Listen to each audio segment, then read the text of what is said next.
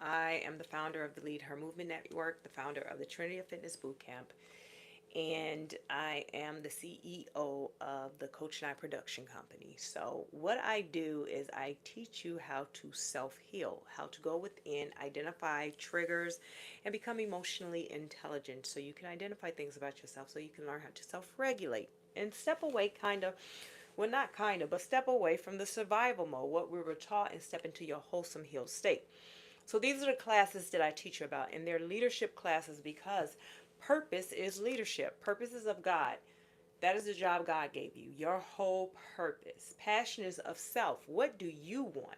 So I teach you how, once you identify what your purpose is, how to step boldly into it. But today's lesson is about understanding triggers. Understanding triggers, self love, and healing class. Okay, so welcome in. So, this lesson is to help you understand that triggers are not random. They're not random emotions, overreactions. They are signals from the nervous system pointing to unresolved pain, unmet needs, or past experiences that still feel unsafe. That's what triggers are.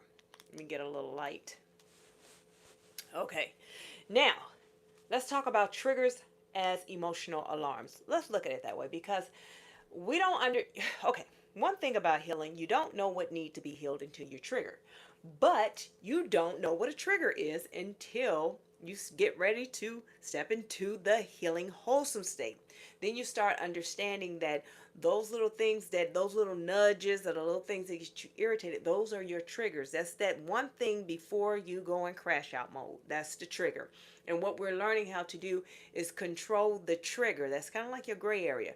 Control the trigger so you won't react, but control and train the trigger to respond instead, meaning pause.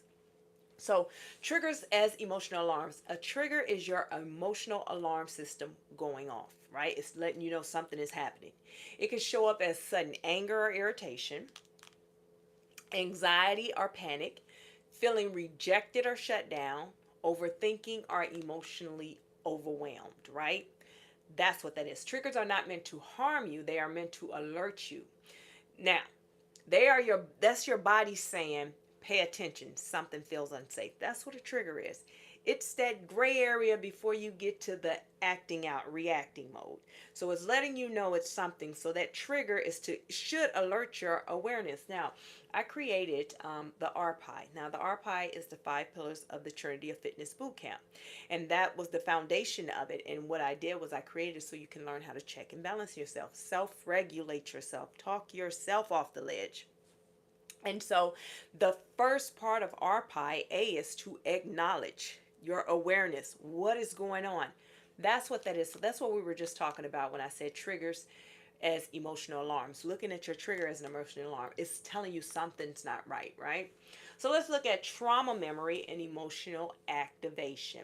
The brain stores emotional experiences, especially painful or overwhelming ones. Now, because of this presents the moment you can remind the body. It reminds the body of the past. Because of that, it just comes in and it reminds them, and you immediately get that one feeling, that overwhelming feeling, or that anxiety, depression, whatever it is. A sound, tone, or a look or situation can activate old emotions. Your reaction may feel bigger than what it is currently happening. Your reaction may feel bigger than what is currently happening.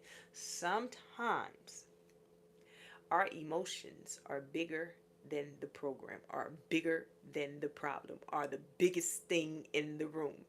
Your emotions are.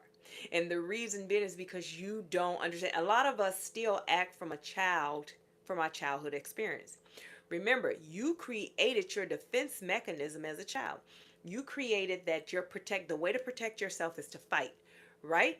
So you didn't grow up and say, okay, fighting is bad. No, you became a better fighter. That's what happens in survival mode. You become a better fighter. So now that you're older, now you can say the big bad words. You're much stronger now, and that's how they go. But healing makes you identify and helps you see that defense mechanism that I created as a child helped me then. I processed adult decision making as a child. So now as an adult, you can disconnect that and let and let crash out, your emotion know that I don't need you in this space. I this that crash out, you're not making me successful. You're not making me successful. I'm not growing with you, so let me change the way I see it. And that's how you rewire your brain. You change the way you see defensive, being defensive or protection. You change the way you see it and you get something better and you become better. Okay? So, this is not weakness, it is memory being activated through emotions instead of logic. Listen, thank you guys for coming in. Thank you guys for coming in. This class is about emotional awareness. If you haven't subscribed, go ahead and subscribe and check out my playlist. I got a lot of teachings in there. Now, the trigger, reaction, shutdown cycle. Trigger, reaction, shutdown cycle. Let's look at that. When a trigger is not understood, it often follows a cycle. Let's look at trigger. Something activates an emotional wound. Reaction, emotional outburst, anxiety or defensiveness. Shutdown, numbing, withdrawal, silence, or avoidance. You see? This cycle repeats until awareness is introduced. Without awareness, the body stays in survival mode instead of healing mode. So let's go back. You're triggered. You react. You shut down. That is toxic. Okay? That's not healthy. Let's look at a healthy way. You're triggered. You pause, right? And then you create boundaries. You address it with boundaries. You pause because you're giving yourself time to think about it. What just happened? My trigger, I'm aware of something just triggered me. This is an emotion, and sometimes it's not even your energy. It's not even your emotion. You picking up someone else's energy. Sometimes that's all it takes. You're having a great day. Listen, you don't listen to all the rap music all the way to work. You don't listen to Lil Boosie and Tupac all the way to work. You feel good. But now you go to get your cup of coffee, your first cup of coffee. You walk in that break room and you feeling good. And somebody act like someone, messed up their breakfast or got on the wrong side of it. Whatever it is, they chose violence or they chose reactive state that day in that moment with you. Now, this is how the enemy creeps in. You was having a great day. You thought you was going to have a great day. Your job is to crash out. Who are you to not crash out? I'm going to make you crash out. And he sent that person your way. This is the split second decision that you have. React or respond. Which do you choose? I want you to always choose respond. And listen, ladies, respond don't mean checking them. Respond don't mean giving them a piece of your mind. Respond don't mean you better are answering in all caps. That's not responding. That is a negative, toxic trait. We're getting away from that. Respond or react. You're going to choose to respond, meaning that you're going to pause. You're going to be aware. You're going to take acknowledge what's going on, aware of your surroundings. You're going to go back to when I walked in this break room, I was feeling good. I was feeling so good. I just listened to all my gospel music. I feel good till I ran into you. Now I'm angry. So you the problem. So I'm going to respond by removing you out of my energy, by removing that anger because it's not your energy. Get out of here. My energy is good. I'm happy today. Okay? So we are choosing responding instead of reacting. Responding instead of reacting. Okay? So that's what we want to do. So when a trigger is not understood, it often follows what? The cycle. What is the cycle? Trigger, reaction, shutdown. That's survival mode. From a healed state, it's going to be trigger, acknowledge, respond, boundary. Because it will constantly repeat. If you don't change it, it'll keep repeating until you address and introduce awareness and you become aware of what's going on. Now, shifting from reaction to awareness, let's talk about that. Healing begins when you pause long enough to observe what is happening instead of immediately reacting.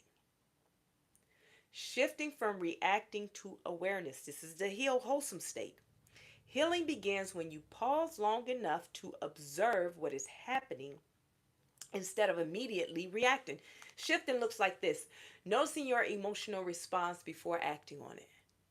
You took time to think, right? Asking, what is this reminding me of? Breathing before responding means taking that pause, kind of thinking about it. And then another one, shifting, looks like naming the feeling instead of becoming it. I'm angry. I don't have to become it, but I'm angry. But I was just feeling good before I came in the break room. I was feeling real good. I ran into you and now I'm angry. So guess what? This is not my energy. I am not angry. I'm going to have a great day. I have a great day because you got up that morning and you set your intentions. The enemy know you set your intentions, so he have to bring everything your way. So triggers are teachers. Always think about that. Triggers are teachers. Things that trigger you, look at it as is about to teach you something. It's a lesson in this. Every trigger is revealing something unhealed, unprocessed, or unaddressed. Excuse me. A trigger isn't the problem. It points to the problem. You upset me. That triggered me. But that's not the trigger is not the problem, but it points to the problem. You the problem, right? The emotion you feel is not the issue itself. It is a signal pointing to a deeper wound that needs attention. Meaning that you, every time I bring you into my home, bring you into my life, I come around you, my energy shift. My energy shifts. So what do you need to do in this problem? You need to disconnect from that person. You need to disconnect from that person. And then you go within and say, okay, why every time I'm around and why do? Is it something in me attracting that? What is it in me? Make sure your boundaries. Make sure you got your boundaries down. So I'm gonna give you a mental, spiritual, and physical exercise that you can do. Okay, so your mental exercise, I want you to list 3 triggers. And plus, after you list those 3 triggers, plus what deeper wounds they reveal. Those triggers, what do we reveal? Now, as I always say, I do not play with mental health at all. I do not play with mental health at all. If whatever exercise I give you, I am a coach. Every exercise I give you, if it's too triggering for you to reveal or dig deep into, I suggest always get you a therapist, because a therapist, a lot of people are like, oh, a therapist can't do nothing for me. Well, if you use them in that mindset, because a lot of people feel like the therapist, they always ask me what's wrong because they're not you. Do you know healing? It doesn't matter with a therapist or not a therapist. You are the one that do the healing. The therapist is there to give you an environment, a safe environment, so they can get you through the process as you go back into your past, because they're trying to heal the past so you can be present in the present time, right? And so in order for them to be able to do that, you have to open up. You have to speak about it. Their job is to get you to do the work, because they're just there to help guide you and make sure that when you unravel that, they can give you the tools and resources or whatever it is that's needed to get you back in a regulated state, a healed state. So it's so important to get a therapist, and because all healing can't be self-healed. Sometimes you need help, and it's okay. Now they do more than just what I explained, but I'm just trying to explain it and sum it up. So your body exercise. Let's try the grounding technique. Now, I know a lot of people, you hear about grounding, going outside without your shoes, standing in the grass. And a lot of people feel like I just can't stand in the grass without my shoes. But that's not the only way you can ground. And anyway, what grounding is just you self-regulating yourself, getting your energy back to you. Meaning that whatever you're feeling for today and overwhelmed and frustrated, it's too much. It is too much to bear. That means that it's kicking everybody out of your house. Remember, this is where you live every day. These are where your thoughts live every day.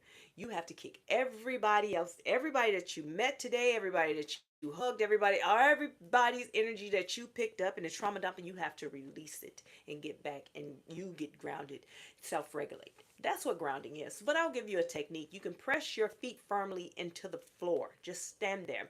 But I want you to breathe slowly.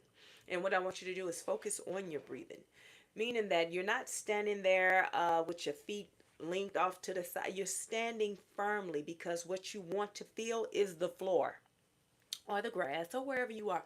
You want to feel. I want you to hear and feel everything in your surroundings. So you're feeling that floor as you focus on your breathing, because what you're telling yourself is, I'm okay. I'm about to relax. I'm about to release, and we are safe. That's what that is. And that's what it is. And as you breathe slowly, I want you to say, I'm here. I am here, because you're bringing yourself back to present time. Remember, if you're looking for how to be in the present time, because they say God is in the present time, yes, He is. He's in the seconds. He's in the right now, in the seconds. The moment that you start looking at God, I need you right now. I need you right now because something is going on. Maybe your rent is due. Maybe something is due tomorrow, and you're screaming and yelling right now. That means that you're already in the present. You're already in tomorrow. Get back into seconds so God can show you and reveal to you what it is you need to do or how He's going to deliver it or whatever it is. Get into seconds. That's what self-regulating is, okay? And then we have our soul exercise. I want you to just ask yourself, you can either journal, you can reflect, you can do it however you want. What part of me is trying to protect me? What part of me is trying to protect me? Do you know the child in your inner child is still trying to protect the adult you? When you don't heal, when you're in survival mode, it is the inner child protecting you. That's why you say, when they say, man, something just told me to do it. You made a bad impulsive decision. That's the inner child in you. The loudest voice in your head is your inner child. So listen. Get to what is that baby trying to protect in you, because only you know. This is why you get angry. This is why you lose your temper so fast. This is why you do, because the inner child in you is still protecting you from things now, right? You don't have those problems now, but before, when you were a child, you always had to protect yourself from maybe your mother, maybe your parents, maybe your siblings. Maybe you had to soothe yourself, and your inner child, every time that you feel frustrated, that's the feeling that come up. So you have to talk to that. Find out what part of me is trying to protect me. And let's say the declaration. Let's say it together. I face my triggers with courage and compassion. Okay? I face my triggers with courage and compassion. Now, your journaling prompt, I'm going to give you two journaling prompts tonight. What recent trigger hurt me and why? What recent trigger hurt me and why? And then, what was the story behind my reaction? What recent trigger hurt me and why? Now, what was the story behind that reaction? What was the story? What caused it? And then some homework you can do is notice one trigger this week without reacting. Just one, without reacting.